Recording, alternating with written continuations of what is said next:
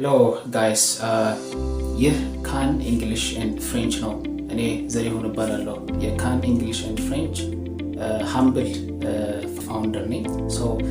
ዛሬ እንዴት ሞዳል ቨርቦችን በቀላሉ ልንማር እንደምንችል አሳያችኋለሁ ማለት ነው። ሌትስ ጎ።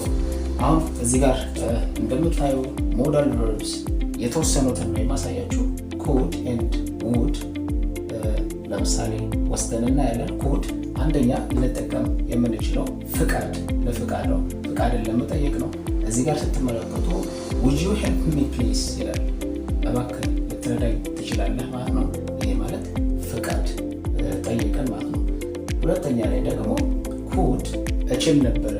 ለምሳሌ ልጅ ያለው እንደዚህ ማድረግ እችላለሁ ለማለት ስፈልግ when I was a kid ልጅ ያለው I could play ኳስ መጫወት እችል ነበረ ማለት ነው። ስለዚህ ኩድ እችል ነበረ የሚል ትርጉም ይሰጠናል ማለት ነው።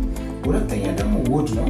ውድ ደግሞ ሊሆን ይችላል የሚል ቀጥተኛ የአማርኛ ትርጉም ሲሰጠን በኤግዛምፕል ደግሞ ስንመለከት I would go to home ስል ወደ ቤት ልሄድ እችላለሁ ማለት ነው።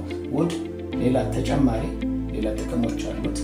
ያንን ሙሉ ቪዲዮ at ካን ኢንግሊሽ ኤንድ ፍሬንች ዩቲዩብ ቻናሌ ላይ ሙሉ ኤክስፕላኔሽኑን አስቀምጬላችኋለሁ። እዛ ሰብስክራይብ እያደረጋችሁ እዛ ላይ ማየት ትችላላችሁ። ፎሎ፣ ላይክ፣ ሼር ማድረግ እንዳይረሳ። ቻው ቻው።